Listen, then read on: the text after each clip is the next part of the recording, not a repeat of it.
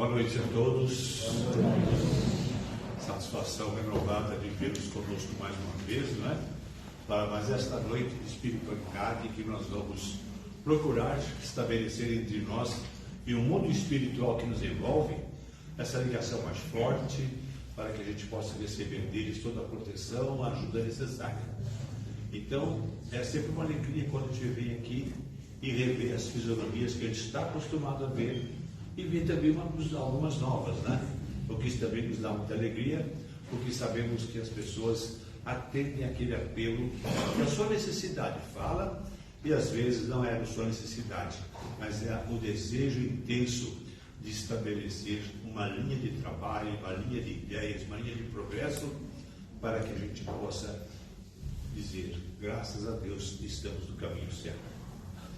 E esta noite nós teremos a satisfação de ouvir a palestra do Dr. Paulo Escanavês, que vai falar sobre um assunto que ele gosta muito de falar, porque eu sei disso, é sobre a família, não é? Então, para ser mais completo, a família é essencial. E quando nós ouvimos falar em família, nós vemos que nós estamos diante do problema do momento, o problema que nós vivemos, a sociedade, o país, para não dizer o mundo, vive o problema da família. E a doutrina espírita é uma das doutrinas que valoriza a família em todos os momentos, sabendo que a família se constitui na escola para o espírito, no hospital para aqueles espíritos enfermos que precisam de atendimento e de carinho e de trabalho para se recuperar. Enfim, a família é fundamental para o nosso progresso. Mas, para que nós iniciemos então, eu queria convidar o Kézia para fazer uma oração para nós, por favor.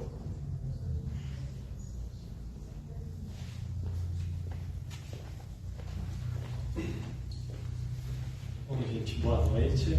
Boa noite. Vamos então fechando os nossos olhos, elevando o nosso pensamento a Deus, a Jesus, agradecendo aqui oportunidades por estarmos reunidos em nome do nosso Mestre, em nome de Deus, buscando maiores conhecimentos e esclarecimentos acerca da doutrina espírita e acerca do Evangelho do nosso Mestre. Pedimos também aos nossos amigos espirituais que abençoe e ilumine nosso irmão Paulo, para que ele possa estar inspirado e receber as melhores palavras e conexões do plano espiritual, para que tenhamos uma noite abençoada de estudos, reflexões, que possamos absorver esses conhecimentos, aplicá-los em nossas vidas e compartilhá-los com as pessoas na qual convivemos. E que ao sairmos daqui, possamos ter certeza que não estamos saindo daqui sozinhos. Estamos sempre sendo acompanhados pelos nossos amigos, mas acima de tudo, por Jesus, que com sua luz abraça esse planeta.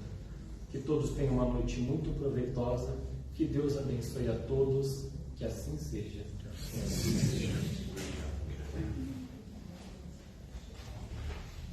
Apresentar o Dr. Paulo será desnecessário, porque é pessoa muito conhecida na cidade, já há bastante tempo fazendo palestras, de forma que a sua apresentação é desnecessária. Ele, profissionalmente, é juiz de direito de São Carlos e tem trazido a sua palavra a diversas casas, então, não só no ambiente espírita, também fora dele, para orientar e ilustrar a todos aqueles que precisam. Dr. Paulo, fique à vontade, a palavra é sua e satisfaça a ansiedade que o pessoal está. Obrigado.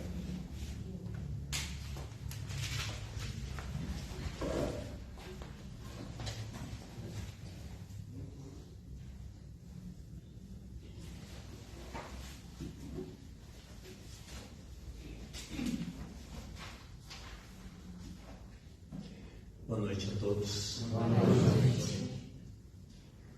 Agradeço ao Dr. Almeida, pelo introito, também a presença de muitos amigos aqui. Isso é muito bom. Primeiro nós vamos falar da questão do cuidado. Quando se fala em família, a primeira palavra que surge é do cuidado. Como a gente tem cuidado da nossa família? É essencial isso. E o cuidado, para ele ser verdadeiramente um cuidado, ele tem que ser contínuo. Óbvio, não pode ser sufocante, não é? Mas o cuidado, em todos os sentidos, é fundamental. Não só os alimentos do corpo, mas também os alimentos do espírito, não é? Nós necessitamos de ambos. A pessoa pode estar muito bem nutrida, mas ela precisa, acima de tudo, fundamentalmente, ser nutrida pelo afeto. O afeto é algo que todos nós carecemos. Desde a própria, lá na fase de gestação, nós precisamos sim do afeto. O afeto ele é muito importante nas mais diversas situações, porque é ele que dá uma sustentação amorosa para todos nós. Então cuidado em primeiro plano, e aí vem os filhos do cuidado. E o primeiro filho do cuidado é o afeto, não é? É como executamos as nossas atribuições de pai e de mãe, ou de mãe e de pai. Existem aqueles casos em que a prole está sob o cuidado apenas da mãe, como num percentual bem inferior, quando a prole fica aos cuidados do pai. Então, o afeto, portanto, é um dos filhos diletos do cuidado. O cuidado é tão importante que nós temos o desdobramento e a aplicação dele ao longo da vida. Pais que cuidam bem dos filhos já estão orientando, mais ou menos sedimentando a aula desses filhos, para lá na frente também os filhos terem o mesmo carinho, o mesmo empenho para o atendimento de pai e de mãe. Muitas vezes ocorre um fenômeno interessante, é uma exceção. Pais que não tiveram um indispensável cuidado, um tanto dispersos em matéria de afeto, e apesar disso, um filho, 2 filhos, outros filhos, mantém a chama viva do cuidado em relação aos seus pais. A gente sente muito isso lá, particularmente no trabalho que eu executo, em que pais que abandonaram os filhos, tanto material como espiritualmente, particularmente no quesito cuidado, afeto, e lá na frente esse pai se volta contra os filhos para obrigá-los a lhes prestar alimentos. Não é? Isso acontece. Alguns recebem uma grande surpresa em razão dessa omissão lá atrás. Quando se fala no cuidado contínuo ou permanente, esse cuidado como que estabelece uma aliança com os filhos que a vida entregou à responsabilidade de pai e de mãe. O olhar é um modo de exercer o cuidado. Olhar nos olhos, saber ouvir. Quem sabe ouvir com maior facilidade é escutado pelo filho. Então, deixar o filho falar. Ali que começam os princípios da democracia, que não depende nem de senador, nem de deputado, depende de pai e de mãe. Depende dos provedores dos cuidados essenciais que a criança precisa. Qual é o momento para se estabelecer essa relação, essa inter-relação com os filhos? Desde a barriga da mãe. Se não deu tempo, por algum motivo, quando nascem, quando vem à luz, é necessário já estabelecer as interações necessárias.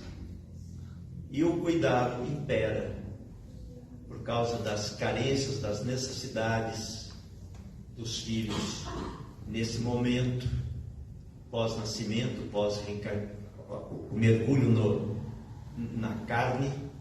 O filho depende sempre do pai e da mãe. Mas é fundamental desenvolver esses laços através não só do olhar, como do sorriso. Quando se fala em sorriso, é o sorriso real, não é o sorriso fabricado, nem o deboche, é o sorriso real de alma. Olhando sempre nos olhos dos filhos para que eles também desenvolvam a autoconfiança e eles também apliquem no seu turno esse mesmo olhar nos seus futuros filhos e também nas pessoas com as quais eles se relacionam ou venham a se relacionar. Uma outra questão, o contato com a família. Quanto maior o contato da criança com a família, mais fácil os laços se apertarem. Mesmo nas separações, o estímulo para que os filhos possam conviver com o outro, com o pai ou com a mãe, dependendo de quem exerce a guarda, é necessário esse convívio familiar. Muito se fala que nós estamos atravessando um momento de potente, um processo triste, ou de racismo, ou de discriminação. Nessa linha nós devemos lembrar que colocar nossos filhos para conviver com crianças, as mais diversas crianças, num trato fraterno, é o melhor método para garantir que nossos filhos possam se aplicar, se desenvolver de forma normal, espontânea, responsável. O tratar bem o outro não pode ser um gesto de politicagem, é um gesto de respeito ao outro.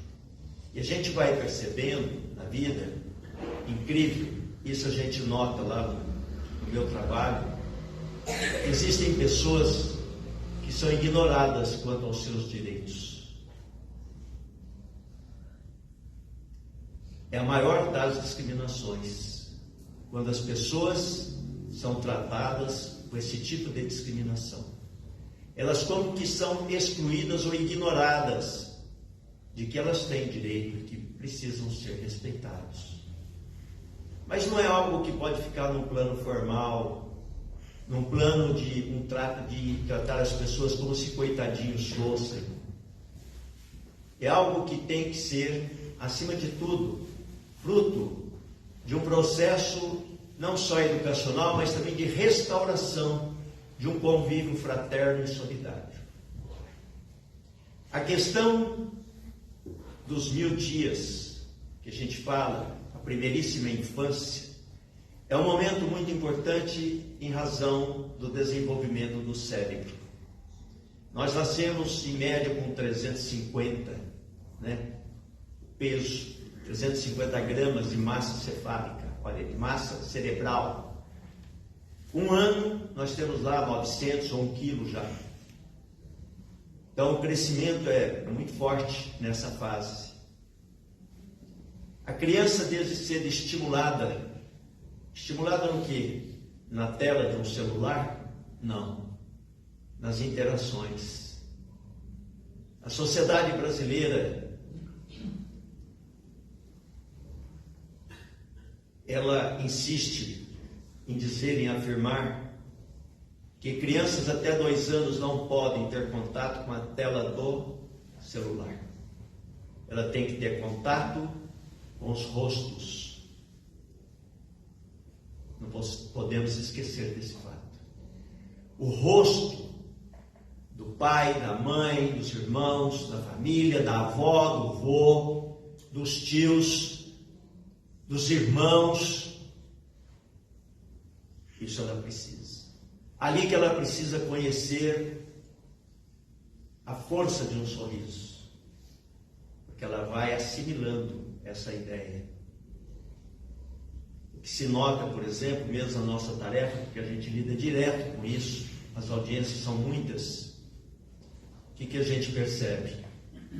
Que a paz que tem substituído as interações pelo celular, para que a criança se acalme, entre aspas.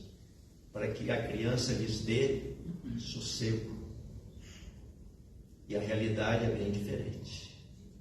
Nós precisamos estimular nossos filhos já no contato com o mundo, com as pessoas, colocando na crista dessa educação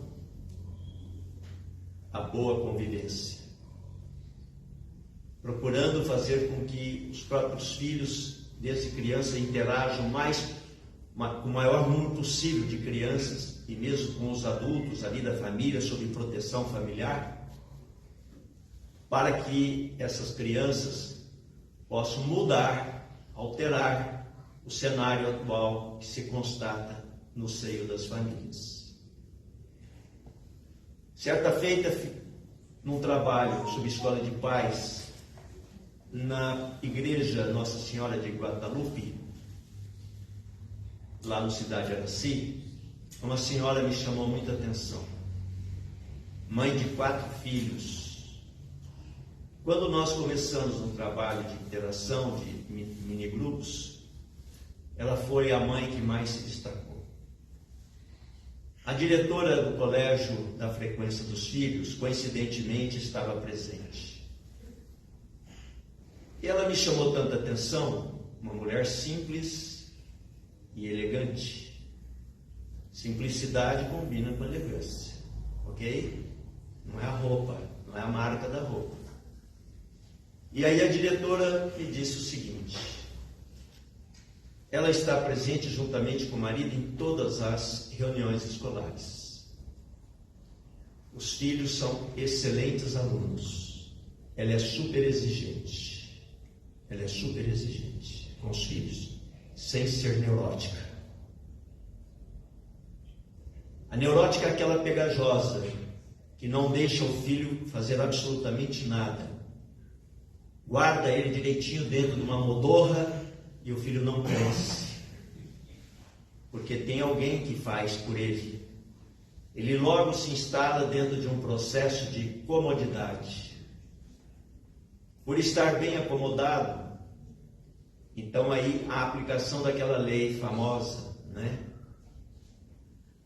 Lei do menor esforço.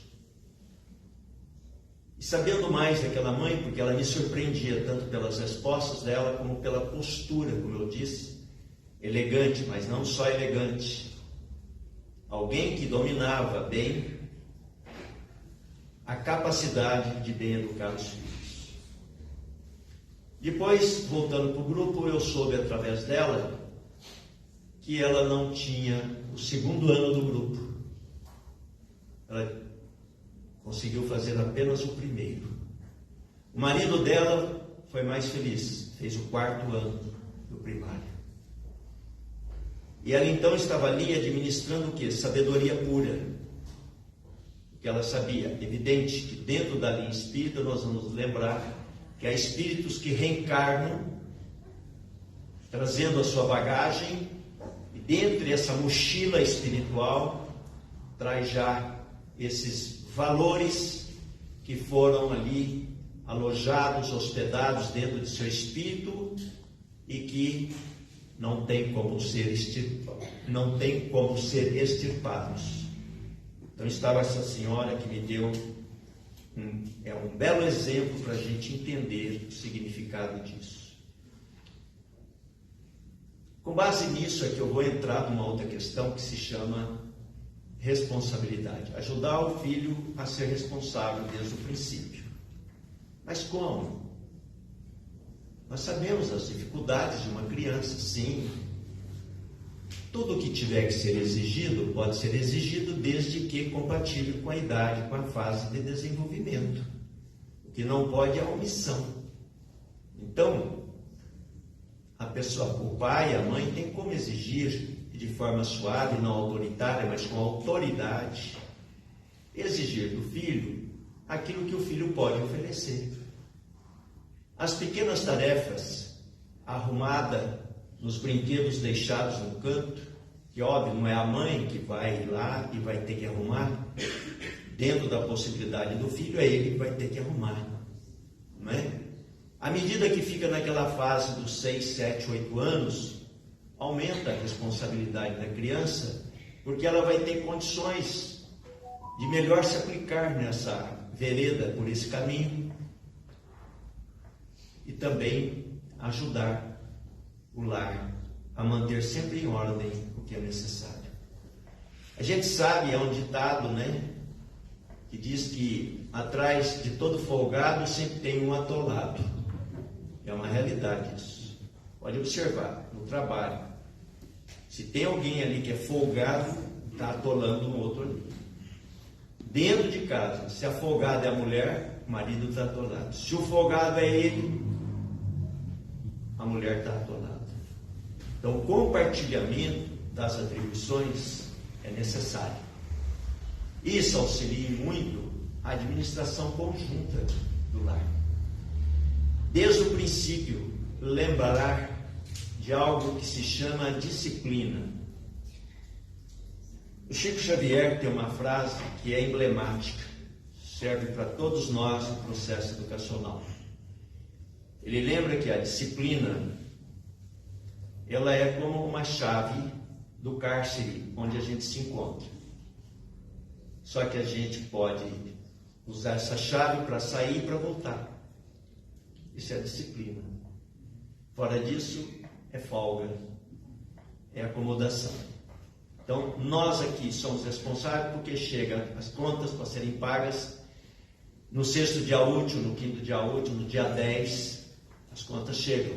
Nós temos que ter até disciplina para pagar contas. E o filho também tem que ser educado, porque quando adulto, será a vez dele também de entrar de forma muito mais comprometida com isso.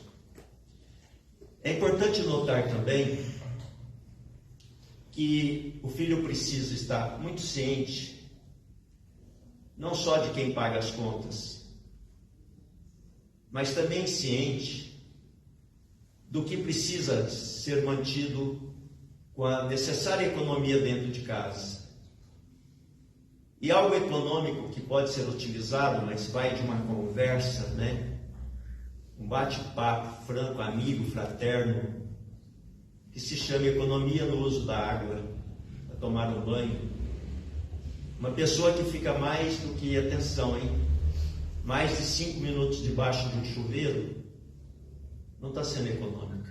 Nossa, que absurdo. Deixa eu falar em 5 minutos um banho, se é para lavar, para limpar, eu acho que é bem rápido, não é? Ali não tem um território, não é um território de largas dimensões. É para se lavar e já desligar a água. O que tem a ver isso? Economia também, não só da água como do dinheiro. Então são detalhezinhos. Entrou no quarto, acendeu a luz, saiu do quarto, desligou a luz. Entrou em casa, soltou um pé de um sapato de um lado, o pé do sapato do outro lado. Que bacana. Isso é um descuido. Chamar o filho, a filha e bater um papinho legal com eles. Mas na casa dos meus colegas, não, eu que sou teu educador. É papai e mamãe aqui. Nós é que educamos. Aqui é o nosso lar. Então, o nosso lar é muito importante. Não é? Não por outra razão que a instituição chama-se nosso lar. Então, é muito saudável que esses detalhes sejam explicados para o nosso filho, para a nossa filha, não é? Então, vamos continuar aqui, ver o que a gente pode. Falei dos 350 gramas da massa encefálica, né? Da massa cerebral, e aí? E aí que se o lar se aplicar sempre em gestos de amor, bondade, estímulo positivo, de interação, de compartilhamento, música eu estou falando, hein? Música. A música é um papel muito importante. Brinquedo, brincar, e brincar com a criança. Outras crianças brincarem com os nossos filhos, para desenvolverem neles a ideia de regras, de participação, até de desprendimento quanto ao próprio brinquedo, o cérebro vai produzir as conexões por causa das sinapses. Como é importante isso? O maior número de interações entre os neurônios vai facilitar muito a vida dessa criança com projeção lá na frente. Já começa desde agora, mas o principal está por vir ainda, lá na frente. Isso vai ajudar muito o nosso filho. Essas interações, elas são protetoras, não só do cérebro, como também do próprio corpo da criança, que vai saber também respeitar seu corpo. Há necessidade também dos pais se aplicarem muito na ideia da fraternidade e da solidariedade desde o princípio. Ajudar a criança também a ser mais desprendida com o que é dela, né? Eu anotei aqui, eu gosto sempre de falar desse tema, por isso eu anotei.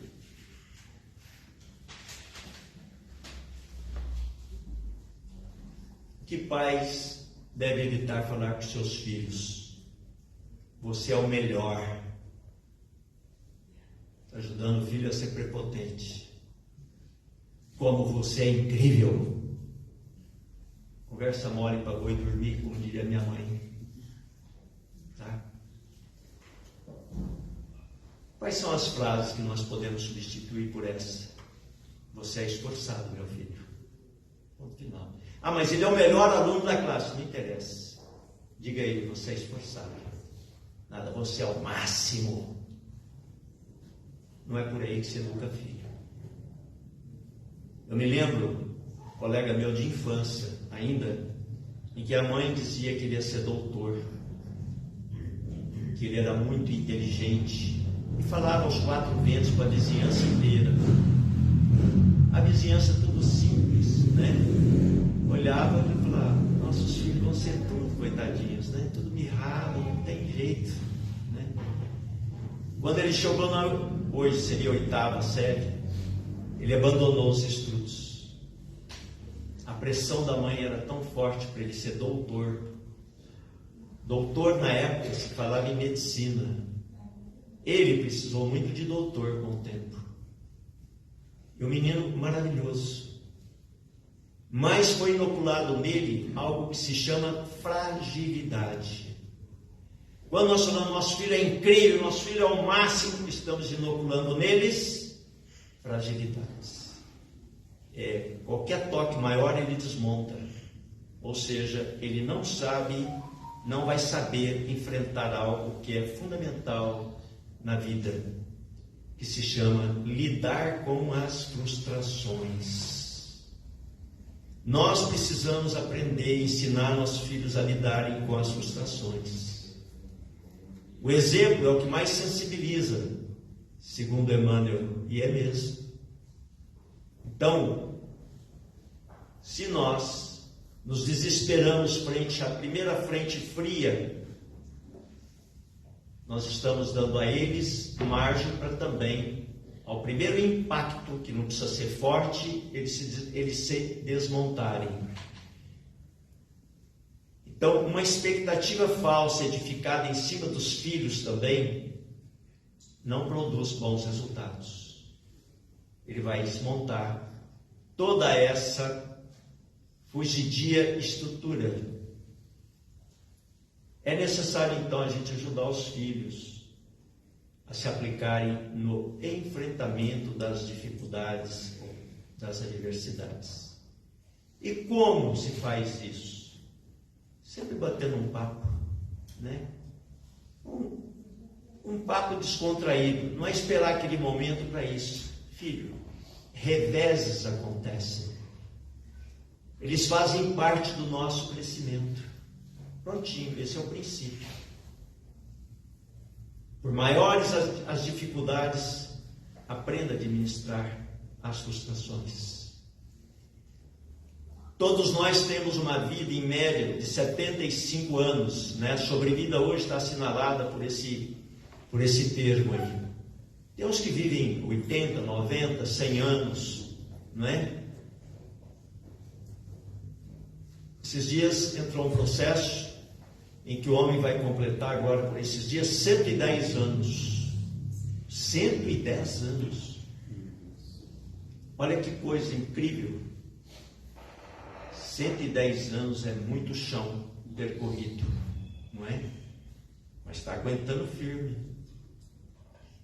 Então a vida pede que a gente oriente nossos filhos em termos de frustração também, que elas alcançam todos nós, as adversidades nos alcançam muito. Para isso é preciso a gente se fortalecer, sabe? Quais são as pessoas que mais resistem às frustrações? Aqueles que passaram as maiores dificuldades, não é aqueles que ficaram viveram na opulência. Quanto maior as dificuldades de vida, vocês que estão aqui, aqueles que passaram as maiores adversidades, vocês sabem como foi a luta e como é que vocês venceram esse desafio. Há pessoas que são visitadas por uma doença gravíssima. Recentemente, no início do ano, recebeu notícia de uma amiga nossa, da minha época ainda, de juventude, então lá do milênio passado, e ela estava com câncer, e as chances de vida estavam diminuindo a cada dia. Foi tratar no Hospital do Câncer de Barretos, e a luta vem vindo, e ela com fé, uma fé ardente, que ela ia se curar. E é um câncer tão violento, que raríssimos são os que sobrevivem a ele. E ela foi com uma determinação, ela nos ligou no final da semana passada para dizer: estou 99% curada.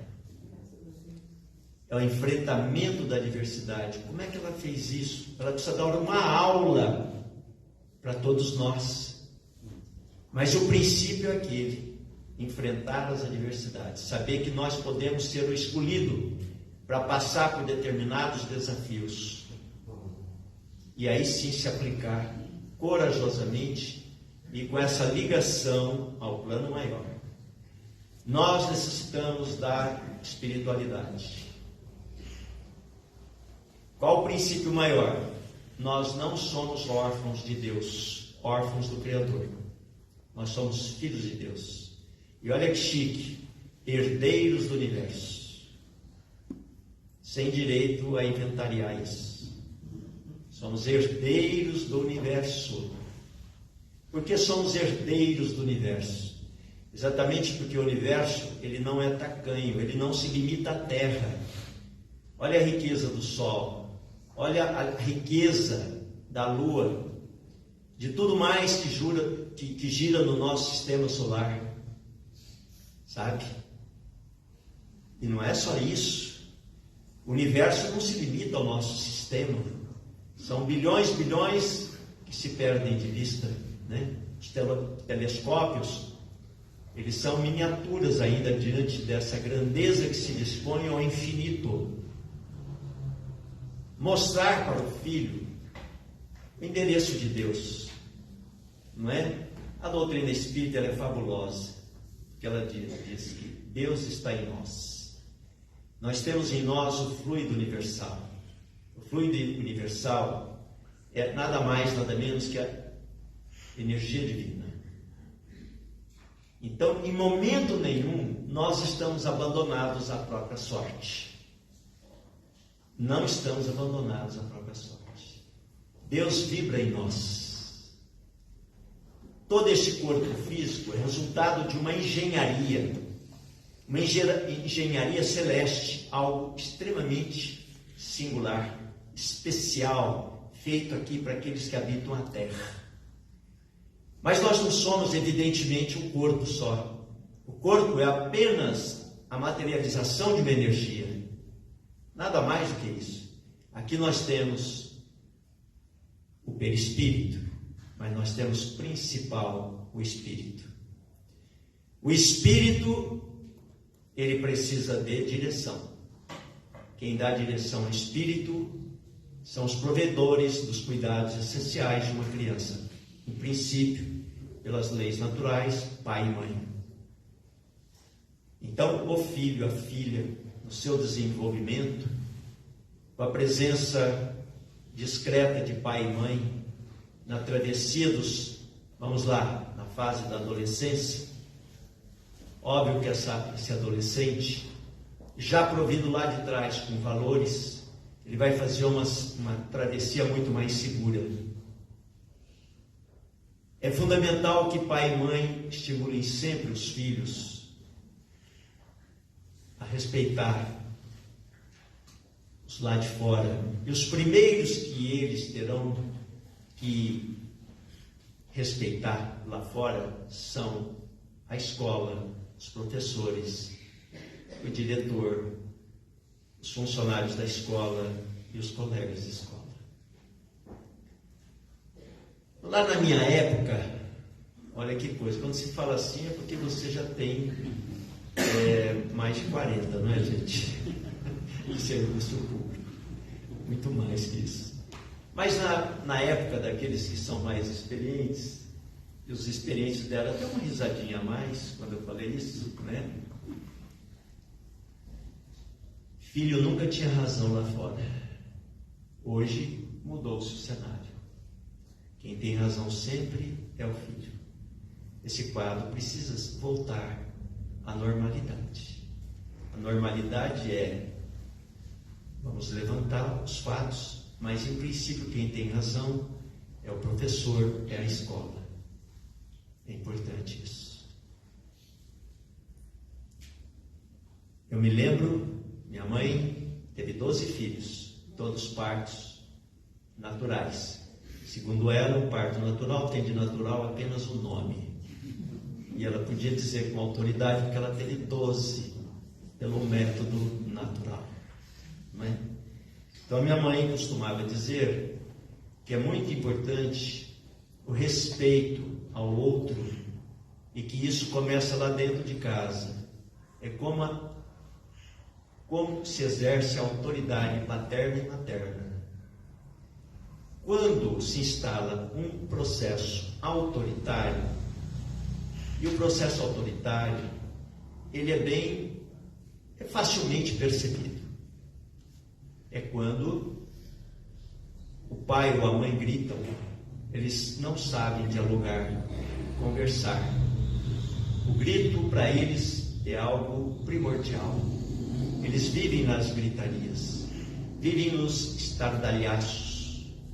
Muitas vezes no tamanco, outras vezes no sopapo. Isso não é instrumento educacional. O diálogo é. A conversa amiga, fraterna é. A solidariedade pode ser aplicada dentro de casa com os exemplos mais simples possíveis.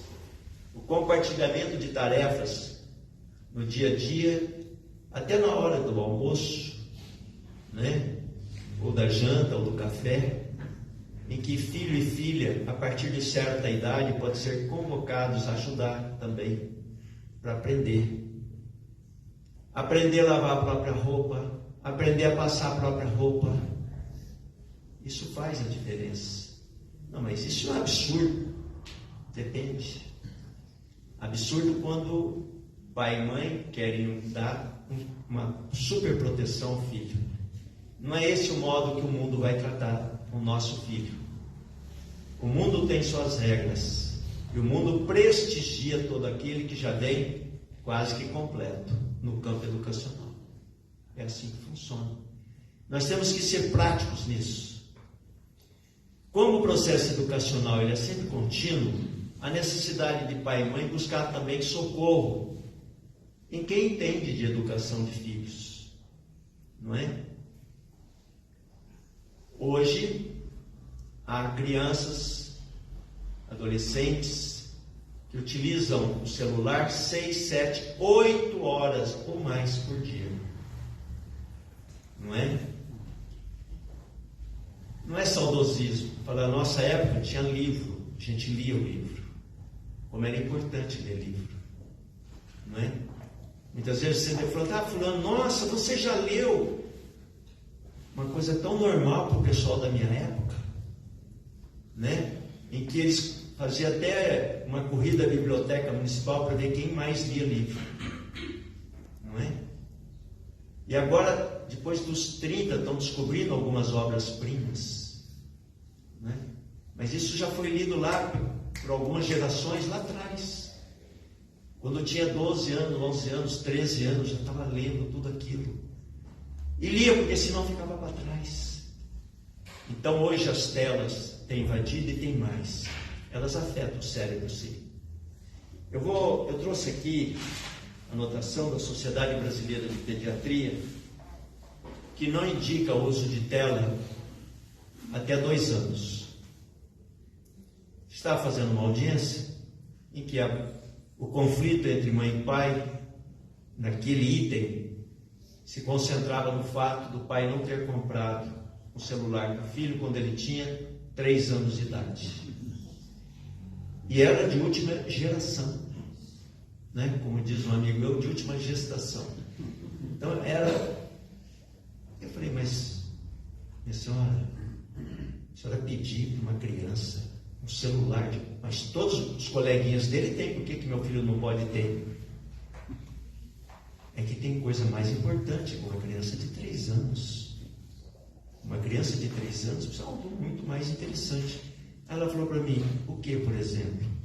Interagir com outras crianças, no momento que elas não estão usando o celular. Óbvio, se a senhora colocar seu filho para interagir sempre com criança que só usa celular, ela vai querer celular, mas é importante isso. Ajudar e despertar seu filho, porque não há necessidade disso. Nós temos outras necessidades maiores. Então, falei, ali precisaria de um sistema bem mais acentuado, né, para ela poder entender. Então, no curto intervalo de uma audiência, seria impossível fazer com que ela entendesse de modo geral. Atenção! De 2 aos 5 anos, a exposição diária deve ser de 1 hora no máximo. De 2 a 5 anos, no máximo 1 hora. Estou falando em ciência, hein? Tá ok? De 6 a 10 anos, de 1h30. 1h30 apenas. Então, de 6 horas a 10 anos, 1h30. E depois, liberou geral? Não. Primeiro tem que ler os livros, fazer a tarefa e tudo mais. E aí vem a questão da administração, da transação, do acordo com o seu filho. Tem que condicionar realmente. A vida impõe tantas condições para nós, adultos. Aí da gente foge da linha, o que vai acontecer? Somos atropelados pela existência. E a gente tem que manter firme ali, não é? Outra questão, eu anotei, por isso eu vou ler para vocês aqui, consequências do uso excessivo da tela do celular. Vamos lá.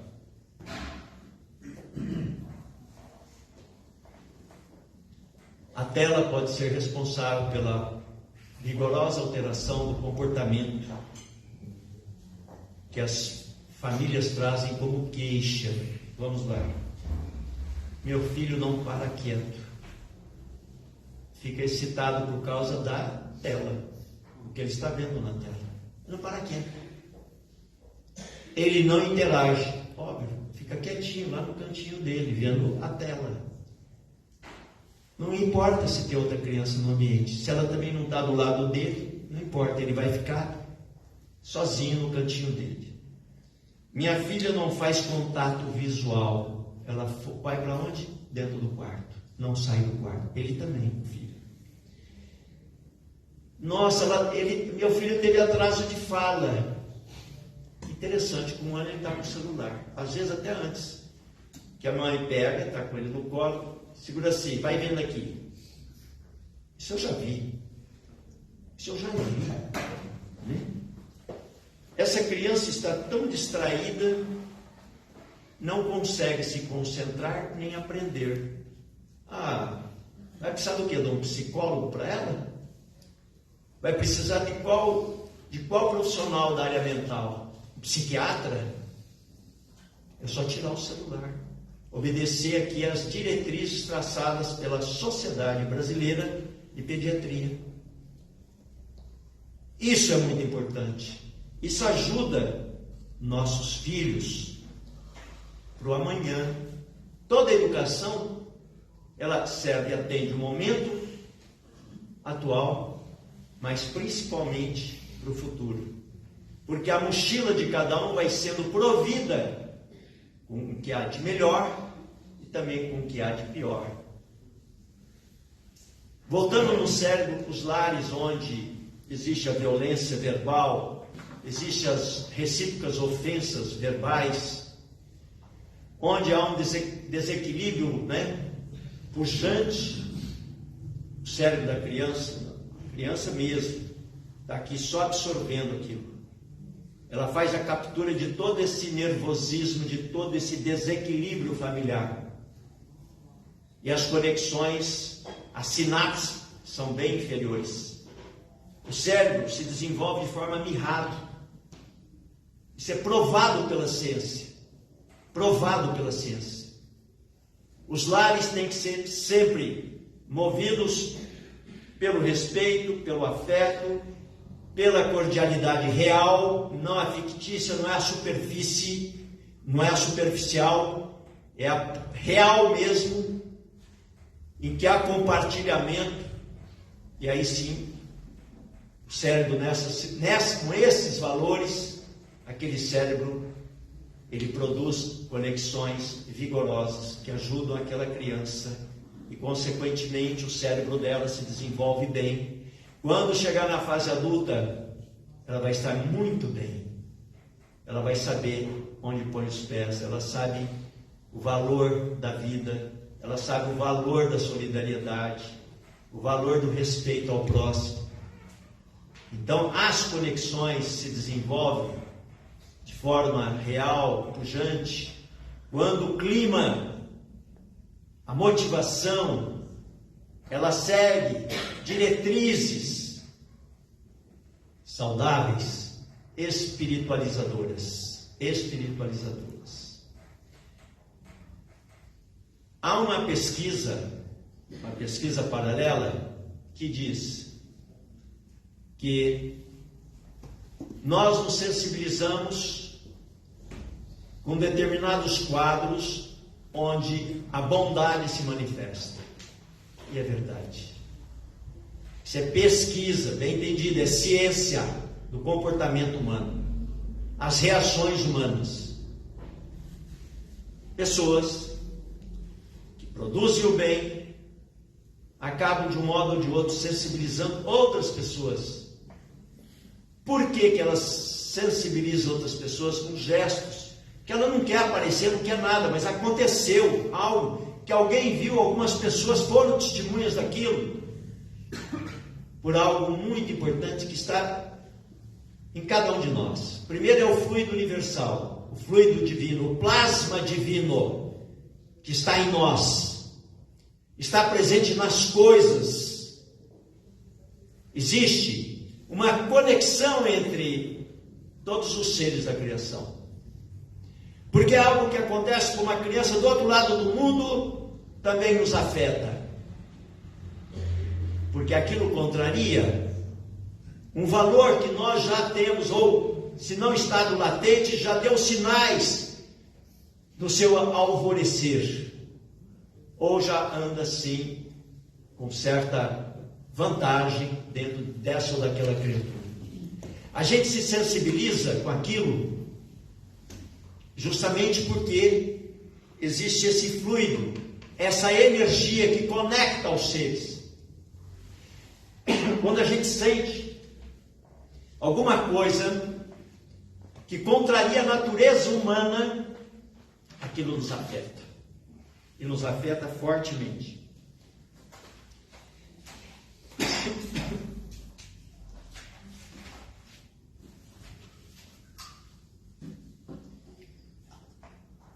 Uma educação humanística, uma educação fraterna, solidária. Essa educação regada pela disciplina, ela favorece nossos filhos amanhã desenvolverem algo que é muito importante: tomar decisões. Tomar decisões. Existem pessoas que são frágeis, têm muita dificuldade para tomar uma decisão. É inteligente, estudou em ótimas escolas, numa excelente faculdade, mas tem medo de tomar decisão. Pessoas frágeis. Processo educacional. Tem cura? Tem. Tem cura? Tem. Precisa procurar realmente profissionais gabaritados para ajudar essas pessoas a colocar dentro de si essa iniciativa de tomar decisões. Como é importante não é tomar aquela decisão abrupta, impensada. Isso é impulso muitas vezes até animalesco. Decisão fundamentada, que seja aquela que passou pelo crivo da razão e do coração. Não adianta. Toda decisão precisa verificar todas as frentes possíveis. Então, quando nossos filhos desenvolvem e eles já são capazes de tomar decisão, podemos ter certeza de que nós cuidamos da educação dele e que ele aproveitou e ele também desenvolveu valores que hoje o habilitam a serem pessoas decididas. É importante isso.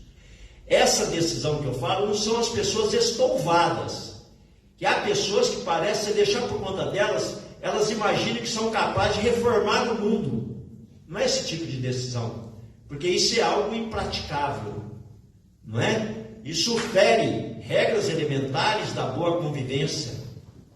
Mas são pessoas, nós precisamos que nossos filhos sejam pessoas que tomem decisão na vida.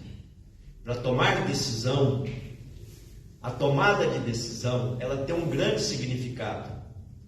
Para, por exemplo, mudar de um emprego, mas depois de fazer o levantamento geral. Tomar decisão na hora de ter um filho, na hora de conversar, dialogar, para poder adotar um processo educacional à altura da responsabilidade de assumir o papel de pai e de mãe. Isso é muito importante. Ter consciência dos papéis inerentes ao exercício da paternidade e da maternidade. Há pessoas que são muito simples, mas elas são muito decididas, não é?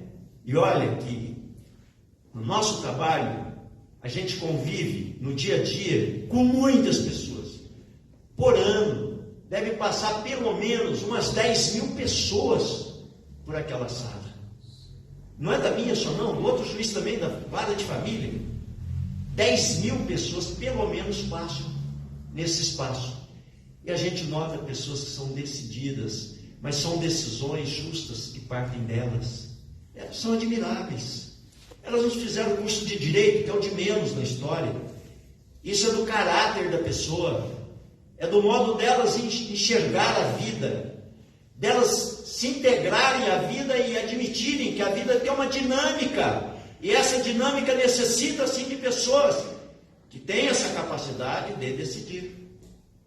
Então, que a gente possa ajudar nossos filhos a desenvolver essa habilidade, que é muito importante. Eu anotei também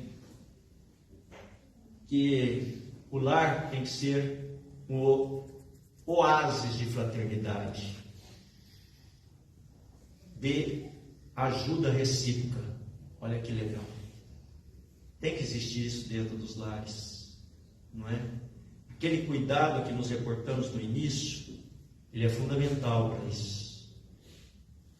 Quando a fraternidade está presente no lar, a chama da espiritualidade é contínua, sabe?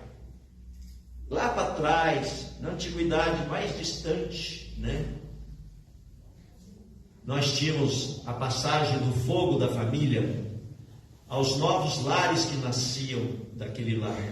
Então era o filho que começava a namorar uma moça, já se casava, ele tinha autorização da família para levar o quê? Um pouco do fogo daquele lar para o seu novo lar, né? Fustel de Boulanger, que é um grande escritor, ele fala muito bem disso, a respeito dessa questão. Essa chama nada mais é do que a expressão de valores. Significa que ele saiu daquela casa, mas ele está levando para outra casa todo o volume de valores que ele aprendeu ali, que ele desenvolveu ali.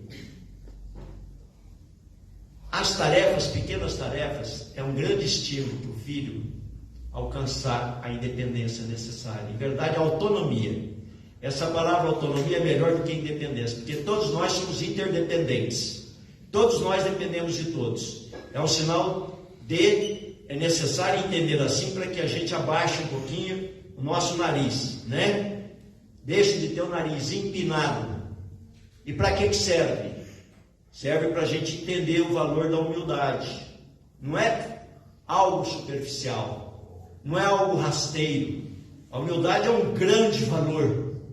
Não significa que são vaquinhas de presépio, mas eles têm neles, quem é humilde, né? Toda essa chama viva de uma vida que reclama o quê? Uma vida que reclama mais tolerância, mais compreensão para com tudo, né? Seguindo a vida.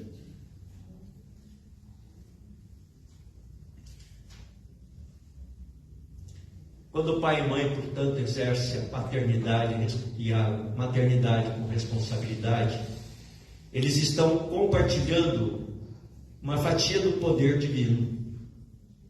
É isso. Eles estão confiando no valor do cuidado essencial que a família precisa ter.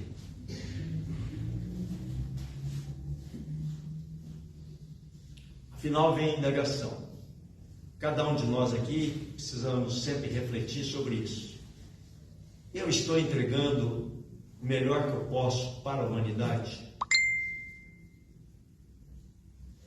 Você mãe, você pai, você filho, está entregando o melhor de você para a humanidade?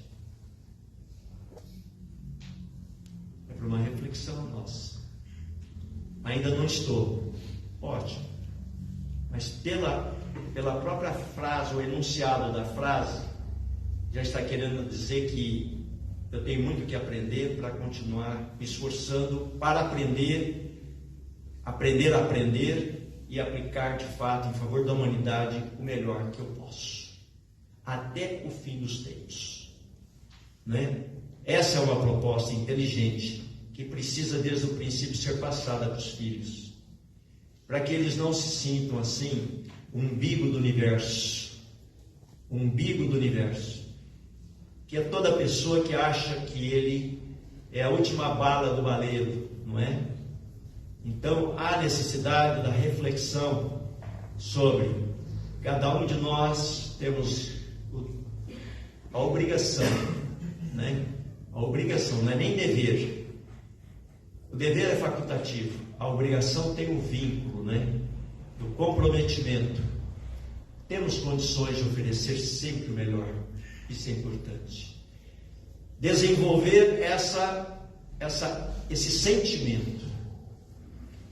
A humanidade precisa de famílias sólidas, de famílias que oferecem aos filhos uma educação, se não melhor possível, razoável. Allan Kardec, no Livro dos Espíritos, ele faz interessante observação da quantidade enorme de jovens que no dia a dia são colocados na corrente da sociedade sem preparo, diz lá no Livro dos Espíritos, com toda a voracidade ditada pelos instintos, que não tem limite. Isso vem tanto de quem tem uma vida frágil, uma vida difícil economicamente, como de pessoas que têm em excesso. Mas qualquer lado pode sim se desenvolver, se aplicar melhor, para que os filhos ingressem nessa corrente da sociedade e façam o melhor para a humanidade. O livro dos Espíritos diz da importância do trabalho. Há pessoas que detestam o trabalho. Eu gostaria de ser tal coisa, tá? Um dia reencarna naquilo lá, a mesma porcaria, a mesma dificuldade, a mesma dificuldade. Não existe trabalho bem feito se a gente não amar o que faz. Quando a gente ama o nosso trabalho, a gente executa ele da melhor maneira possível. Um médico, imagine um médico que não pensa em curar o paciente. Ele é tudo. Nem curandeiro ele é. Porque o curandeiro, pelo menos, ele tem vontade de curar. Mas todos nós, nas nossas profissões, temos oportunidade de executar o melhor, tanto quanto possível, com todas as nossas limitações. Essa mensagem para os filhos é importante para que eles, no amanhã, sejam disciplinados em relação ao trabalho. E o trabalho não é apenas o trabalho material. Isso precisa ficar bem claro desde o princípio da educação, ao trabalho espiritual. Está no livro dos Espíritos. Não está em outro lugar, está no livro dos Espíritos, é muito claro. O trabalho espiritual é o trabalho que nos conecta direto com a divindade, com Deus, com o ser criador, o incriado, a causa primária de todas as coisas. Allan Kardec recebeu dos Espíritos, que é Deus também, é a causa primária de todas as coisas. Nós podemos substituir até Deus pela expressão causa primária de todas as coisas, já que essa causa primária é inteligente, ela é generosa. Essa causa primeira, a gente sabe que os efeitos não superam a causa, senão se confundiriam. Então, os efeitos, eles são inferiores à causa que os produziu. Então, saber o endereço de Deus é fundamental, e aí o trabalho espiritual é necessário. E o trabalho espiritual é só na casa espírita? Não. De modo algum. Todas as religiões trazem essa proposta do crescimento espiritual, desse trabalho espiritual. Kardec, ele enfatiza a necessidade da tolerância religiosa, o respeito às outras religiões. Me lembro de Chico Xavier. Na minha cidade havia um presidente de centro que era extremamente, ele discriminava muito quem não fosse espírita e também quem não, e ele fazia severas críticas em relação a outras religiões. Vou dar um exemplo para vocês, para a Umbanda, e eu sei que o Chico não precisava falar as coisas para o Chico, não é? O Chico como que assimilava o que a pessoa precisava falar para ele. Hoje o Valdo, inclusive, me contou uma história dele com o Chico. O Chico, antes do Valdo falar, ele falou para o Chico falou para o Valdo, e para surpresa do Valdo, comigo era muito assim. Falei, hoje eu vou perguntar para o Chico sobre aquela poesia da Maria Dolores, sobre como nasceu o coração de mãe. Eu falei para o grupo dentro do carro. Quando eu entrei na casa do Chico, que era um parto difícil para entrar lá, o Walter entrava com mais facilidade. Walter? É por mérito. Aí o que aconteceu? O Chico me distraiu, deu uma olhadinha em mim assim, passou a olhar as pessoas e falou: sabe aquela poesia da Maria Dolores? Assim, assado, ela quis dizer YZW. Ele falou para mim, eu não perguntei para ele. Mas ele é atrevido. Já me respondeu o que eu ia perguntar para ele. Sabe? Não obedeceu a liturgia. Mas é um show fazer isso. Muito bem. Então, esse amigo meu lá de São Joaquim, uma pessoa muito querida, um homem muito fiel à doutrina espírita, mas tinha esse lado, Chico contou para ele: pois é, fulano, eu não vou pronunciar o nome dele porque está indo para as redes sociais. Aí ele disse assim: a semana passada, lá no bairro Passo Preto, eu fui numa casa e uma senhora me chamou para eu entrar no altar da casa dela. Eu, então, quando estava entrando, eu tirei o sapato e fiquei de joelhos. E fui de joelho até onde ela queria que eu fosse. E foi muito interessante porque ela não se incomodou de eu estar ali, me movimentando de joelhos.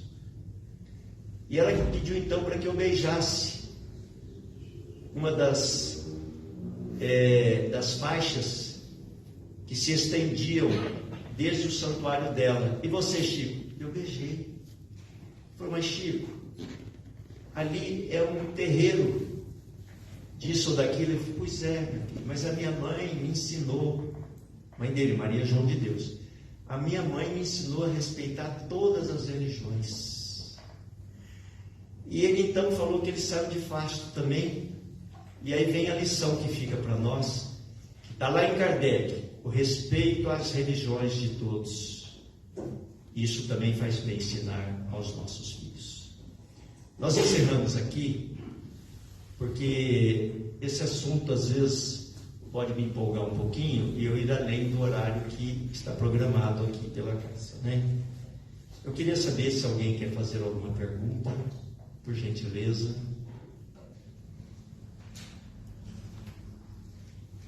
Obrigado, doutor.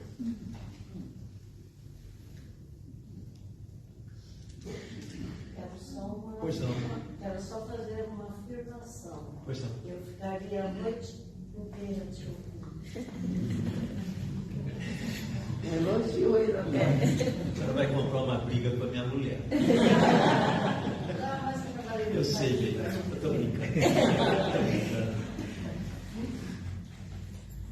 Mais alguém? A doutrina espírita, ela olha a família de uma, segundo o modelo judaico-cristão. E hoje o conceito de família sofre por alterações que chocam a gente, alterações que contrariam a tudo aquilo que a gente imaginou como família. E a gente está com dificuldade de se adaptar a essa nova maneira de pensar. A gente vê isso apoiado não apenas por correntes de conhecimento, mas professores, magistrados, apoiando essa ideia e dizendo que nós temos que respeitar tudo isso. Como o espírita deve agir diante dessa situação? A questão que os movimentos sociais, eles afloram, têm aflorado e continuarão aflorando, não é? Cada época é marcada por essas manifestações e todas são compreensíveis na medida em que nada impede que cada um aqui dentro do seu lar se aplique de forma conveniente, adequada, segundo diretrizes mais sólidas e que mantém a família sempre numa diretriz, numa perspectiva de crescimento e de evolução. O espírito, todos nós aqui somos espíritos, e é interessante que quando a gente olha para as pessoas, nós temos dificuldade de lembrar que cada um aqui é um espírito que está reencarnado, né? E cada um que vem aqui para a Terra, evidentemente, tem suas provas, suas expiações, né? Existem grupos que procuram se alinhar a outro pensamento, a outro modo de vida, e nós devemos a todos um profundo respeito a tudo. Então, dentro do nosso núcleo familiar, é muito importante que tudo seja traçado dentro daquilo em que nós depositamos a nossa confiança e também a nossa perspectiva evolutiva de vida. E que cada um também possa desenvolver essa proposta para que haja um profundo respeito também dentro dos seus núcleos, né? Respeitar as diferenças, é importante isso também. Então, nós diríamos, a doutrina espírita ela não veio para dividir ninguém, ela veio para nos ensinar o valor do espírito. O processo evolutivo está colado, querendo ou não, à nossa individualidade. O esforço é nosso, o esforço é de cada um. Não existe evolução sem o esforço pessoal, não existe. E o esforço pode ser decorrente da livre escolha, como também da dor. A dor exerce um papel crucial no desenvolvimento do espírito, na evolução. A dor também desse lado. Quando não se vai pelo amor, vai pela dor. Isso é uma equação simples, para simples compreensão. É por isso que a gente não tem tanto que se preocupar também com essa diversidade, né? É o nosso papel de compreender, e a doutrina espírita aí está para estimular em nós a compreensão em torno disso tudo, sabe? É isso. Doutor, e o papel da família na transição planetária que estão passando aqui agora? Tá. Então, você vê, né? Recentemente, o Haroldo Dutra, ele escreveu um livro sobre a parte apocalíptica, né? E ele trouxe um dado muito interessante. Eu pego aqui, imagine só como será a sociedade daqui a 58 mil anos. Como será? Fala assim, mas até lá acabou tudo. O quê? O que acabou? Não, mas vai ter uma guerra nuclear, alguma coisa. Mas espera, não é bem assim.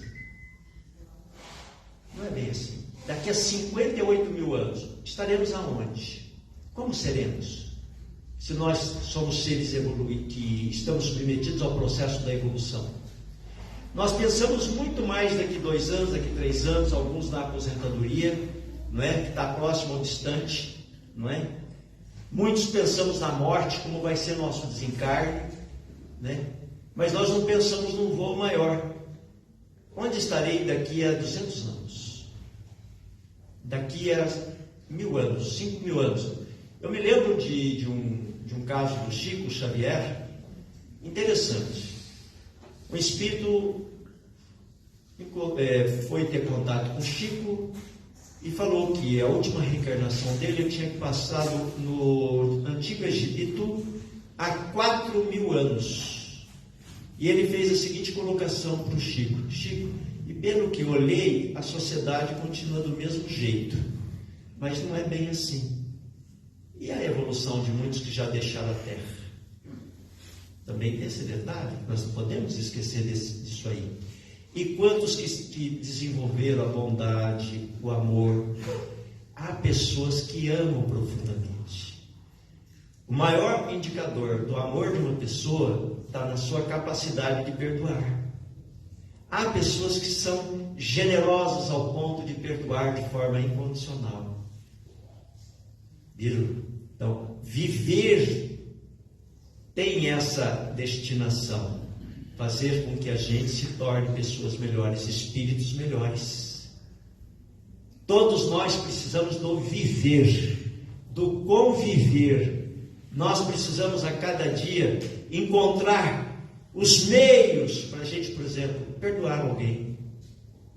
Mário Frigeri, um grande escritor da Federação Espírita Brasileira, lançou um livro faz questão de 6 meses, dizendo Allan Kardec, uma dádiva para a humanidade. Uma dádiva para a humanidade. Mário Frigeri. Ele é o articulista da revista Reformador. E o Mário Frigeri, ele apresenta lá para nós 50 enunciados sobre o valor do perdão. né? Eu li alguns, eu fiquei ali martelando. Meu Deus, da próxima vez eu preciso usar muito isso, né? Porque segundo o Divaldo, se você não tiver inimigos até 28 anos, o problema é você, né? O baiano diz isso. Então, ó, se você não tiver nenhum inimigo, cuidado, o problema é teu. Nós sempre precisamos ter alguns inimigos, mas o que nós não podemos é deixar de perdoá-los. Faz a diferença. Primeiro para nós próprios, né? Para o bem-estar do nosso cérebro, das nossas conexões. Mais alguém? Pois não. Eu achei muito interessante quando o doutor estava comentando das pessoas que têm que ter coragem. Eu acho muito interessante isso, que eu acho que o jovem hoje, eu tenho 74 anos, então eu posso falar, tenho filhos, tenho netos, eu acho que eles estão desprovidos de coragem. Mas também eu acho que faltou uma palavra. Se você ter coragem e não tiver atitude, as coisas não andam. O senhor concorda comigo? Plenamente, é o que eu falei, a questão de decidir. A importância de saber decidir. Tem uma coisa, gente, vamos lembrar bem. Existem educações, processo educacional que criam muito mimimi. O menino vai crescendo mimimi de todo jeito. Faz uma travessia difícil como mimimi, né? Então vem a dificuldade de tomar atitude, dificuldade de decidir, porque atitude é decisão, entendeu? Então isso, o processo educacional é para isso. Porque dentro de uma escola há uma diferença imensa, dependendo da direção e dependendo de cada professor. São eles que constroem a escola. A escola que eu vou, na escola eu acho fantástico. E eu quero saber quem é o diretor. Diretora. Professor. Então eu vejo o empenho, como é, como não é. Os alunos adoram aquele professor porque tem objetivo. Ajuda o aluno a fazer as melhores escolhas ali. Nós temos muita coisa boa na Terra, tá? Né? Então, a educação mimimi não dá certo. É da superproteção. Essa nunca deu certo em lugar nenhum. Há lugares em que não tem nem adolescência. Na África, né? Na região das savanas, há algumas tribos ali em que não existe adolescência. Então eles se tornam rapidamente adultos. Enfrentamento de leões, com auxílio da tribo, fazem a passagem, não é? Até leão tem medo deles, porque eles têm atitude. Tem atitude. É isso. Nós não precisamos também desenvolver filhos que todos temam eles, não é para isso, mas que eles enfrentem tudo aquilo que hoje se mexe como, se avulta como um medo, a ira, não é? Então, para ele poder dar uma resposta sensata para cada uma das situações de desafio. Pessoal, antes que a gente se torne enjoativo, vamos encerrar. Eu agradeço a paciência, a tolerância de todos vocês, agradeço a casa, na figura do doutor. Muito obrigado pelo convite, estamos sempre às ordens, principalmente a todos vocês que tiveram muita paciência para me escutar nessa hora aqui. Muito obrigado.